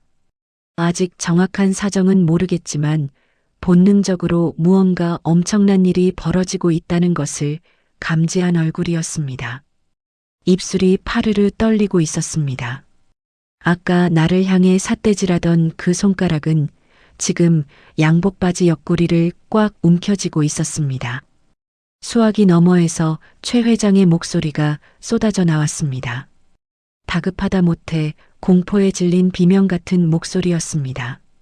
수화기를 귀에서 살짝 떼어 놓았는데도 방 안에 있는 사람들의 귀에까지 또렷하게 들릴 만큼 큰 소리였습니다. 회장님, 오해십니다. 그게 대체 무슨 말씀이십니까? 제가 당장 1분 안에 뛰어내려가겠습니다. 회장님, 그 호칭이 예약실 안에 울려 퍼지는 순간 공기가 통째로 얼어붙었습니다. 대한민국 5대 호텔 그룹의 총수가 이 흙 묻은 몸빼 바지의 시골 할머니를 회장님이라 부르며 사색이 되어 비는 소리가 들린 것입니다. 그것도 단 2번의 신호음 만에 전화를 받고 1분 안에 뛰어내려오겠다고 벌벌 떠는 목소리였습니다. 이 호텔 직원이라면 누구나 하늘처럼 떠받드는 최 회장이 지금 수화기 너머에서 살려달라는 듯이 매달리고 있었습니다. 태경의 얼굴에서 핏기가 순식간에 빠져나갔습니다. 아까까지 불그락푸르락 하던 얼굴이 허연 종이장처럼 하얗게 변했습니다. 입술색까지 사라졌습니다. 다리가 후들후들 떨리는 것이 눈에 보였습니다. 아까 나를 향해 삿대질하던 그 거만한 남자가 지금은 소금 기둥처럼 얼어붙어 꿈쩍도 못하고 있었습니다. 민지는 양손으로 입을 틀어막은 채 눈이 튀어나올 정도로 크게 뜨고 있었습니다. 뺨 위로 눈물이 한 줄기 흘러내렸지만 닦을 겨를도 없는 모양이었습니다. 보안 요원들은 자세를 낮추며 슬금슬금 뒤로 물러서기 시작했습니다. 1분 전까지 내 팔을 잡으려던 그 손들이 지금은 바지 봉합선을 붙잡고 부들부들 떨고 있었습니다. 저는 천천히 수화기를 데스크 위에 탁 내려놓았습니다. 수화기가 거치대에 부딪히는 소리가 마침표처럼 울렸습니다. 통화 시간은 채 1분도 되지 않았습니다. 하지만 그 짧은 통화가 이 방 안의 모든 것을 뒤집어 놓았습니다. 그리고 서서히 넋이 나가고 있는 태경과 민지를 향해 돌아섰습니다. 입가에 서늘하고 압도적인 미소를 지었습니다. 밀짚 모자 아래의 두 눈이 차갑게 빛났습니다. 아까까지 나를 올려다보며 삿대질하던 태경이 지금은 고개를 들지 못하고 바닥만 내려다보고 있었습니다. 이제 딱 3분만 기다려봐. 진짜 길바닥으로 쫓겨날 짐승이 누군지 두 눈 똑바로 뜨고 보게 될 거니까. 목소리에는 분노도 흥분도 없었습니다. 그저 사실을 알려주는 담담한 어조였습니다. 오히려 그 담담함이 더 무서웠는지 태경의 다리가 스르르 풀리며 소파 팔걸이를 더듬어 잡았습니다. 서 있을 힘조차 남아있지 않은 모양이었습니다. 민지는 데스크 뒤에서 오들오들 떨며 고개를 숙이고 있었습니다. 조금 전까지 저를 노숙자라 부르고 소독약을 뿌리라고 외치던 입들이었습니다. 그 입들이 지금은 굳게 다물어진 채 파르르 떨리고만 있었습니다. 예약실 안에 다시 정적이 내려앉았습니다. 하지만 이번 정적은 아까와 완전히 달랐습니다. 아까의 정적이 나를 짓누르는 무게였다면 지금의 정적은 저것들을 짓누르는 무게였습니다. 사냥꾼이 총을 겨눈 뒤에 고요함 같은 것이었습니다. 저는 소파에 천천히 걸어가 앉았습니다. 보따리를 무릎 위에 올려놓고 바닥에 떨어졌을 때 풀렸던 매듭을 차분히 다시 묶었습니다. 한 올 한 올 정성스럽게 묶었습니다. 서두를 이유가 없었습니다. 3분이면 충분했습니다. 저위 최상층 연회장에서 최 회장이 사색이 되어 뛰어내려오기에 3분이면 넉넉했습니다. 복도 창밖에서 봤던 그 현수막, 최 회장이 직접 주관하는 그룹 행사가 바로 오늘이었으니까요. 국회의원과 대기업 총수들 앞에서 행사를 주관하다가 뛰어내려오는 것이니 그 다급함이 어떨지는 뻔했습니다. 벽에 걸린 시계의 초침 소리가 고요한 방 안에서 째깍째깍 울렸습니다. 그 소리가 이렇게까지 크게 들린 적이 없었습니다. 1분이 지났습니다. 태경이 침을 꿀꺽 삼키는 소리가 들렸습니다. 아까까지 바닥이 울리도록 고함을 지르던 입이 지금은 마른 침 한 모금도 제대로 넘기지 못하고 있었습니다. 2분이 지났습니다. 민지의 어깨가 가늘게 떨리고 있었습니다. 보안 요원 하나가 살금살금 문 쪽으로 이동하고 있었습니다. 빠져나갈 궁리를 하는 모양이었습니다. 저는 무릎 위의 보따리를 가만히 내려다보았습니다. 낡고 허름한 천 보따리였습니다. 조금 전 태경의 구두에 걷어차여 바닥을 굴렀던 이 보따리. 쓰레기라고 비웃음당한 이 보따리. 하지만 이 안에 담긴 것의 무게를 저것들은 이제 곧 온몸으로 느끼게 될 것이었습니다. 멀리 복도 저편에서 다급한 구두 발소리가 희미하게 들려오기 시작했습니다. 구두 발소리가 점점 가까워졌습니다. 한 명이 아니었습니다. 수십 명의 발이 대리석 복도 위를 두드리는 소리가 지진이라도 난 듯 쾅쾅 울려왔습니다. 바닥이 미세하게 진동했습니다. 누군가 숨을 헐떡이며 뛰어오는 소리, 서류가 바닥에 떨어지는 소리, 다급하게 무전기에 대고 외치는 소리가 뒤섞여 있었습니다. 태경이 문 쪽을 돌아보았습니다. 얼굴이 젖은 종이장처럼 하얗게 구겨져 있었습니다. 뭔가 끔찍한 것이 다가오고 있다는 것을 본능적으로 감지한 표정이었습니다. 민지는 데스크 뒤에 웅크리고 앉아 두 손으로 무릎을 감싸 쥔 채 부들부들 떨고 있었습니다. 보안 요원들은 벽에 바짝 붙어서서 숨소리조차 죽이고 있었습니다. 예약실의 육중한 문이 박살날 듯 벌컥 열렸습니다. 문짝이 벽에 부딪혀 쿵하고 소리를 냈습니다. 그리고 쏟아져 들어왔습니다. 맨 앞에 호텔 그룹 최 회장이 있었습니다. 넥타이가 한쪽으로 비뚤어져 있었고 이마에 땀이 줄줄 흘러내리고 있었습니다. 숨이 턱까지 차올랐는지 헐떡거리며 가슴을 움켜쥐고 있었습니다. 양복 윗단추가 풀려 있었고 구두 한쪽은 끈이 풀려 질질 끌리고 있었습니다. 최상층에서 사력을 다해 달려 내려온 것이 분명했습니다. 그 뒤를 총지배인이 따랐고 땀범벅이 된 임원진 대여섯 명이 허겁지겁 뒤를 쫓아왔습니다. 양복 단추가 하나 풀린 사람, 서류 뭉치를 가슴에 껴안은 사람, 구두끈이 풀려 질질 끌리는 사람. 최상층 연회장에서 귀빈들 앞에 서 있다가 얼마나 급하게 뛰어내려왔으면 하나같이 체면을 차릴 겨를이 없는 몰골이었습니다. 최 회장은 방안을 번개처럼 훑더니 소파에 꼿꼿이 앉아있는 저를 발견했습니다. 그 순간 최 회장의 얼굴이 사시나무처럼 떨렸습니다. 이 거대한 호텔 그룹의 총수가 곧장 튀어와 제 앞에 섰습니다. 그리고 바닥에 이마가 닿을 정도로 90도 허리를 꺾었습니다. 허리가 접히는 소리가 날 것 같은 각도였습니다. 땀방울이 코끝에서 뚝뚝 바닥으로 떨어졌습니다. 강 회장님, 제가 직원들 교육을 잘못 시켜 정말 죽을 죄를 지었습니다. 부디 한 번만 용서해 주십시오. 목소리가 떨리고 있었습니다. 대한민국 재계 서열에 이름을 올린 사람의 목소리라고는 믿기지 않을 만큼 쩔쩔매는 소리였습니다. 총지배인은 한술 더 떠서 대리석 바닥 위에 아예 무릎을 탁 꿇었습니다.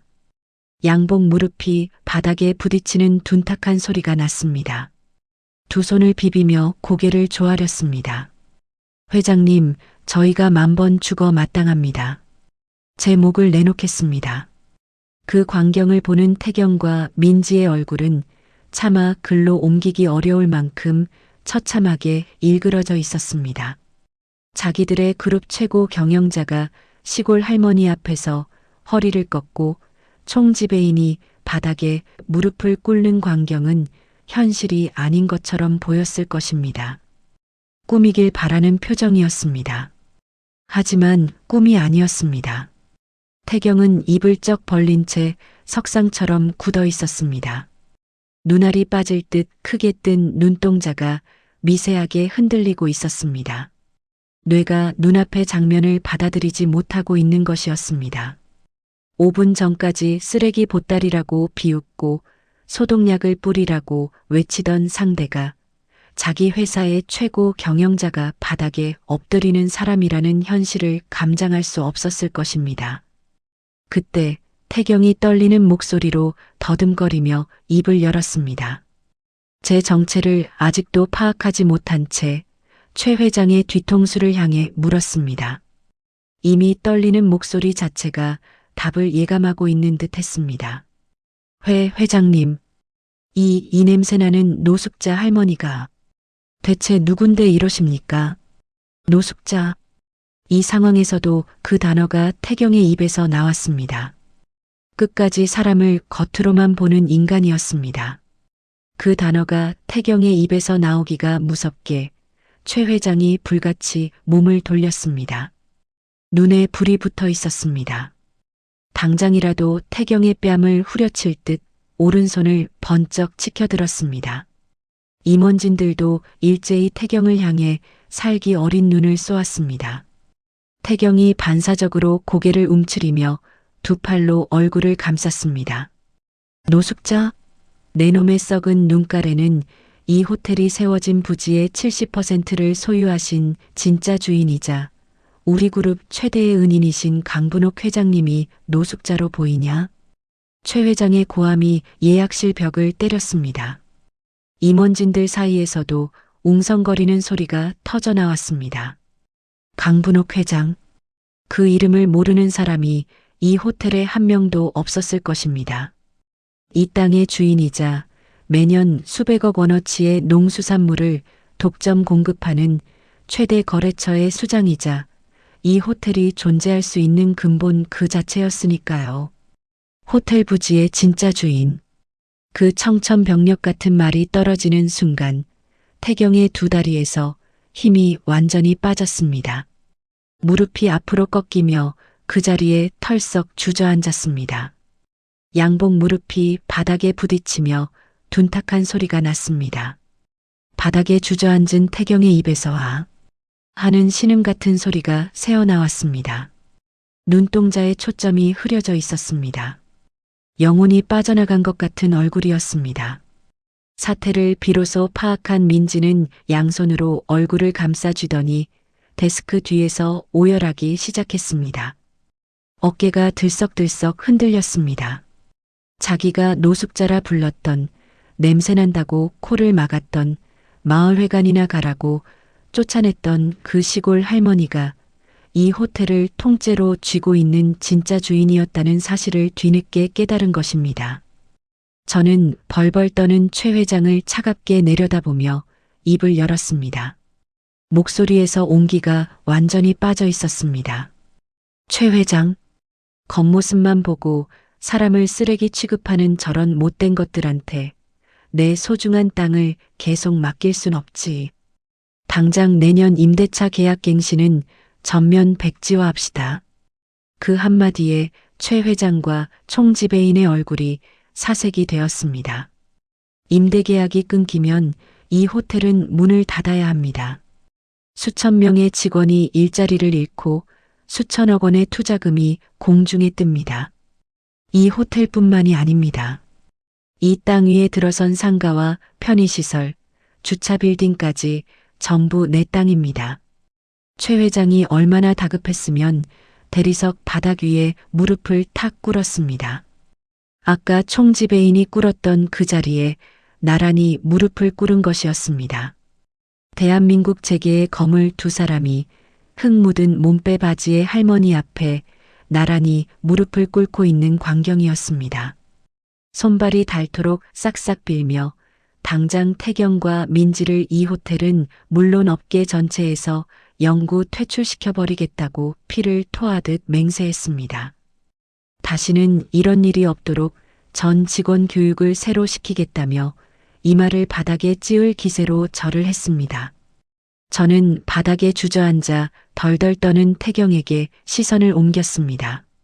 아까 그 거만하던 얼굴은 온데간데없고 침을 흘리며 벌벌 떠는 사내가 거기 있었습니다. 저는 천천히 소파에서 일어나 태경 앞에 섰습니다. 위에서 아래로 내려다보았습니다. 조금 전까지 이 사람이 저를 내려다보던 바로 그 각도였습니다. 하지만 같은 각도여도 담긴 무게는 완전히 달랐습니다.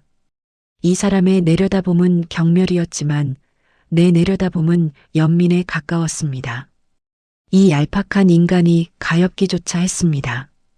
아까 내 보따리에 1억 있으면 나 없고 로비 3바퀴 돈다고 했지? 태경의 몸이 전기에 감전된 듯 파르르 떨렸습니다. 자기 입으로 뱉은 그 말이 지금 부메랑이 되어 목을 겨누고 있었습니다. 고개를 들어 올려 저를 바라보는 눈에 공포가 가득했습니다. 저는 고개를 천천히 저으며 말을 이었습니다. 그 약속 안 지켜도 좋다. 우리 귀한 손주 앞날에 너 같은 천박한 속물의 등짝은 재수만 없으니까. 태경의 눈에서 눈물이 뚝 떨어졌습니다.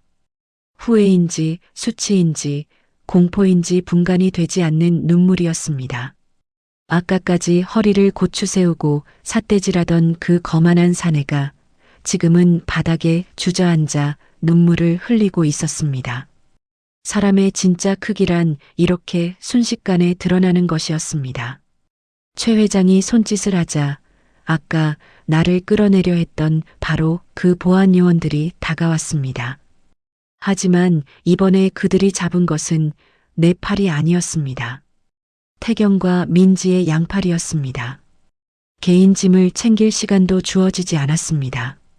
조금 전 나를 소독약 뿌려가며 끌어내라고 명령했던 바로 그 보안 요원들의 손에 태경과 민지가 양팔이 꺾인 채 예약실 밖으로 질질 끌려나갔습니다.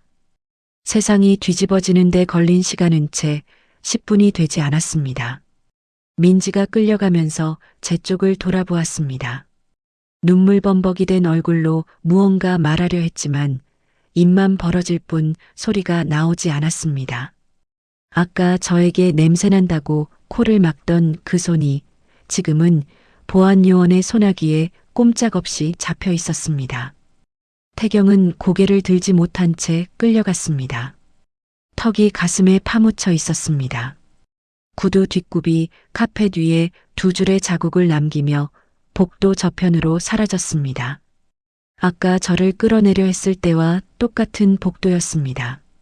다만 끌려가는 사람이 달라졌을 뿐이었습니다. 문이 닫혔습니다. 예약실이 다시 조용해졌습니다. 최 회장과 총지배인이 여전히 제 앞에 허리를 굽히고 서 있었지만 저는 그들에게 더 이상 말을 하지 않았습니다. 저는 무릎 위에 보따리를 내려다보았습니다. 태경의 구두에 걷어차여 바닥을 굴렀던 이 낡은 보따리가 지금은 제 무릎 위에서 가만히 숨을 쉬고 있었습니다. 보따리 위에 올려놓은 내 손등에는 핏줄이 볼록 솟아 있었습니다. 흙이 박힌 손톱도 그대로였습니다. 하지만 이 손이 오늘 해낸 일의 무게는 이 호텔에 걸린 어떤 샹들리에보다도 무거웠습니다. 그 소동이 있고 몇 달 뒤 이 호텔 최고층 웨딩홀에서 내 평생의 한과 소원이었던 지훈이의 결혼식이 열렸습니다. 하얀 생화가 천장에서 바닥까지 폭포처럼 쏟아져 내려오는 그 웨딩홀이었습니다. 처음 복도 유리창 너머로 들여다보며 가슴이 벅찼던 바로 그 공간에 오늘은 내가 혼주석에 앉아 있었습니다. 최 회장이 직접 모든 준비를 진두지휘했습니다. 꽃 장식부터 음식, 축가에 이르기까지 한 가지도 허투루 된 것이 없었습니다. 최고급 맞춤 턱시도를 입은 지훈이가 단상 위에 서 있었습니다. 내 살배기 때 내 옷자락을 붙잡고 아빠 왜 자? 라고 물었던 그 꼬마가 어느새 저렇게 늠름한 신랑이 되어 서 있었습니다. 그 옆에 천사 같은 웨딩드레스를 입은 수진이가 나란히 서 있었습니다. 두 사람이 서로를 바라보며 눈을 맞추는 모습이 눈물 때문에 흐릿하게 보였습니다. 25년 전 영안실에서 아들의 차가운 손을 잡고 혼절했던 그날부터 이 순간만을 위해 살아왔습니다. 폐지를 줍고 시래기를 다듬고 돌밭을 개간하며 손톱이 빠지던 그 모든 날들이 지금 이 단상 위에 두 사람을 위한 것이었습니다. 하늘에 있는 아들 내외에게 속으로 한마디를 올렸습니다. 보이지? 내가 남기고 간 아이가 이렇게 제 짝을 만나 둥지를 틀었다. 오늘만큼은 낡은 몸빼 바지를 벗어두었습니다. 최고급 명주실로 지은 고운 한복을 차려입었습니다. 이 한복을 입기 위해 거울 앞에서 한참을 머뭇거렸습니다. 평생 흙 묻은 옷만 입었던 몸에 비단이 닿으니 간지러울 정도로 낯설었습니다. 하지만 오늘은 지훈이의 할미가 아니라 지훈이의 혼주였습니다. 돌아가신 아들과 며느리를 대신해 이 자리를 지키는 사람이었습니다. 그 자격으로 가장 고운 옷을 입을 권리가 있었습니다. 예식이 끝난 뒤 지훈이와 수진이가 혼주석으로 다가왔습니다. 두 사람이 내 양손을 꼭 잡았습니다. 지훈이의 큰 손이 내 주름진 손을 감싸 쥐었습니다. 그 손이 뜨거웠습니다. 4살 때 내 옷자락을 움켜쥐던 그 고사리 같은 손이 이제 내 손을 감싸고도 남을 만큼 커져 있었습니다. 지훈이가 고개를 숙이더니 떨리는 목소리로 속삭였습니다. 할머니, 저 키우시느라 정말 피눈물 흘리셨죠? 이제부터는 제가 할머니 남은 인생 완벽하게 호강시켜 드릴게요. 그 한마디에 참고 참았던 눈물이 또 터졌습니다. 앞치마도 없는 한복 소매로 눈물을 훔치며 고개를 끄덕였습니다. 말이 나오질 않았습니다. 이 아이의 입에서 호강이라는 말이 나온 것만으로도 이 할미의 25년은 충분히 보상받은 것이었습니다. 수진이가 내 손등에 제 뺨을 살짝 갖다 대며 눈물을 글썽였습니다. 할머니, 저도 이제 할머니 손녀예요. 앞으로 잘 모시겠습니다. 라고 목이 맨 목소리로 말했습니다. 고마운 아이였습니다. 이 아이가 우리 지훈이 곁에 있다는 것만으로도 25년의 고생이 모두 보상받는 기분이었습니다. 하객석에서 박수 소리가 쏟아졌습니다. 하지만 그 어떤 박수보다도 지금 내 두 손을 잡고 있는 이 아이들의 체온이 더 크게 울렸습니다. 화려한 예식이 모두의 축복 속에 끝난 뒤 저는 미련 없이 다시 시골로 돌아왔습니다. 한복을 벗고 몸빼 바지를 입었습니다. 밀짚 모자를 쓰고 고무신을 신었습니다. 새벽이면 밭으로 나갔습니다. 달라진 것은 아무것도 없었습니다. 영농조합 회장이라는 자리도 수천억의 자산도 제 일상을 바꾸지는 못했습니다. 흙을 만지는 것이 저의 삶이었고 그 삶이 가장 편하고 좋았습니다. 다만 한 가지 달라진 것이 있다면 이제 더 이상 홀로 새벽에 울지 않아도 된다는 것이었습니다. 그로부터 딱 1년이 흐른 어느 맑은 가을날이었습니다. 하늘이 높고 바람이 서늘해지기 시작하는 계절이었습니다. 조합에서 운영하는 대규모 농수산물 도매시장 물류센터로 불시 순찰을 나갔습니다. 배추 수확철이라 하역장은 전쟁터 같았습니다. 배추 상자가 산더미처럼 쌓여 있었고 지게차가 쉴 새 없이 오가고 있었습니다. 일꾼들의 고함 소리와 상자가 부딪히는 소리가 뒤섞여 귀가 먹먹할 지경이었습니다. 하역장 한쪽 구석에서 시커먼 흙먼지를 뒤집어 쓰고 비 오듯 땀을 뻘뻘 흘리며 무거운 배추 상자를 나르는 두 남녀가 눈에 들어왔습니다. 발걸음을 멈추고 가까이 다가가 보았습니다. 등이 보였습니다. 한 사람은 키가 크고 마른 남자였고 그 옆에서 함께 상자를 나르는 사람은 작은 체구의 여자였습니다.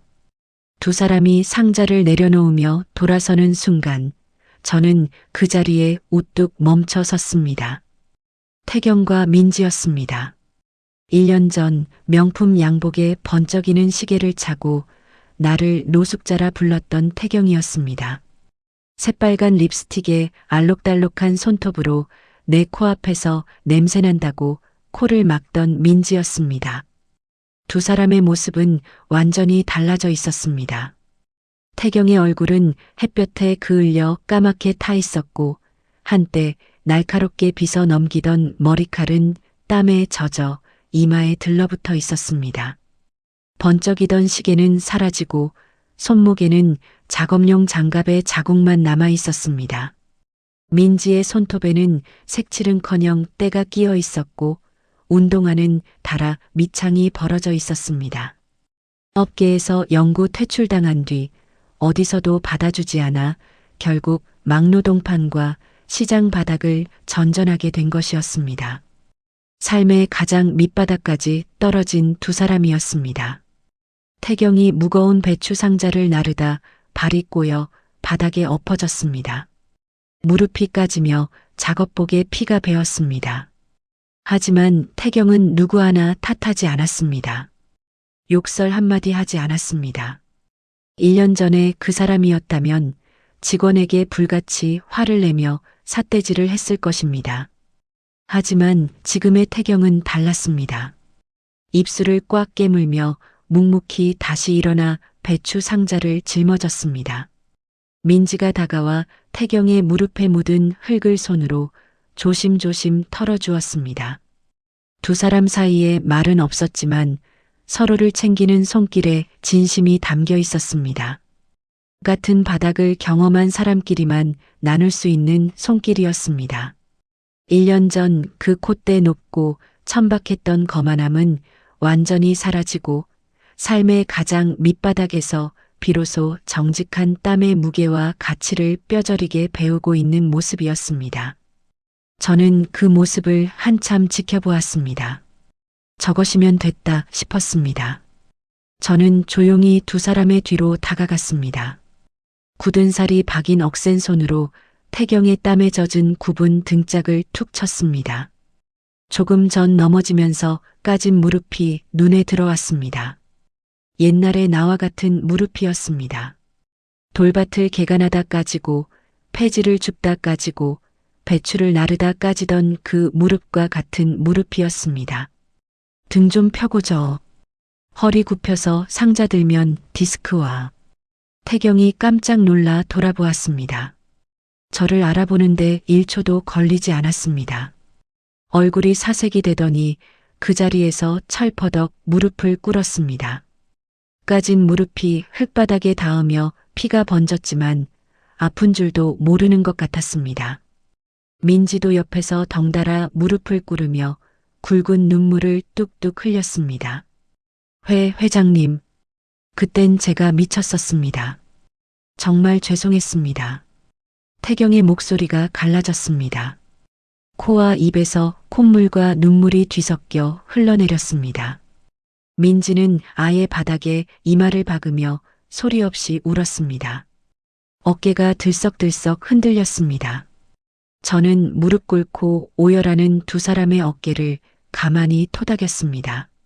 한 번, 두 번, 세 번. 밭에서 배추 잎사귀를 다독이듯 천천히 어깨를 두드렸습니다. 흙이 박힌 내 손이 태경의 작업복 위에 놓였습니다. 1년 전 이 손을 더럽다고 피하던 사람의 어깨 위에 지금 이 손이 올려져 있었습니다. 그리고 그 어느 때보다 따뜻하고 넉넉한 목소리로 말했습니다. 사람 귀한 줄 이제 온몸으로 뼈저리게 알았으면 된겨. 겉모습에 발라놓은 얄팍한 허세보다 이렇게 정직하게 땀 흘려 일하는 손이 세상에서 진짜 귀하고 무서운겨. 두 사람이 고개를 들어 저를 올려다보았습니다. 믿기지 않는다는 눈이었습니다. 저는 말을 이었습니다. 내일부터는 언제 잘릴지 모르는 일당쟁이 말고 우리 영농조합 유통센터 정직원으로 출근이요. 앞으로는 사람 껍데기만 보고 괄시하지 말고 내 두 손으로 땀 흘려가며 사람들한테 희망 주는 사연이나 많이 만들면서 살아봐. 바닥에 엎드려 대성통곡하는 두 사람을 뒤로 한 채 저는 하역장 옆에 쌓인 배추 더미에서 통이 실하고 잎이 푸른 배추 한 포기를 골라 옆구리에 끼웠습니다. 지훈이네 저녁 반찬으로 겉절이를 해줄 생각이었습니다. 가을 하늘이 쪽빛으로 높았습니다. 바람이 시원하게 뺨을 스쳤습니다. 코끝에 흙냄새가 풍겼습니다. 이 냄새가 좋았습니다. 평생 이 냄새 속에서 살았고 앞으로도 이 냄새 속에서 살 것입니다. 배추 한 포기를 옆구리에 끼고 호탕하게 웃으며 걸음을 옮겼습니다. 밀짚 모자 아래로 가을 햇살이 따스하게 쏟아졌습니다. 여러분, 오늘 사연 들으면서 무슨 생각하셨나요? 명나라의 대학자 왕양명은 전쟁터에서 수많은 적을 물리친 뛰어난 장군이기도 했습니다. 그런 그가 만년의 제자들에게 이런 말을 남겼습니다. 산속의 도적을 무찌르는 것은 쉬우나 마음속의 도적을 무찌르는 것은 어렵다고. 오늘 사연 속 예약실장 태경의 마음에 도살인 도적은 칼이나 창이 아니었습니다. 사람의 겉모습이었습니다. 번듯한 양복과 비싼 시계 뒤에 교묘하게 숨어서 흙 묻은 손이 평생에 걸쳐 일궈낸 진짜 무게를 보지 못하게 만든 눈먼 도적이었습니다. 살다 보면 우리도 모르는 사이에 누군가의 껍데기만 보고 그 속에 담긴 땀과 눈물의 무게를 놓칠 때가 있습니다. 오늘 이 향기로운 사연이 여러분의 마음속에 혹시라도 숨어있는 작은 도적 하나쯤은 물리쳐 주었기를 진심으로 바랍니다. 오늘도 끝까지 시청해 주셔서 감사드립니다. 사연이 마음에 닿았다면 더 좋은 사연으로 찾아뵐 수 있도록 구독과 좋아요를 부탁드릴게요. 그리고 사연의 주인공을 위한 따뜻한 말씀도 댓글로 부탁드립니다. 여러분의 오늘을 응원합니다. 꿈꾸는 사연이었습니다.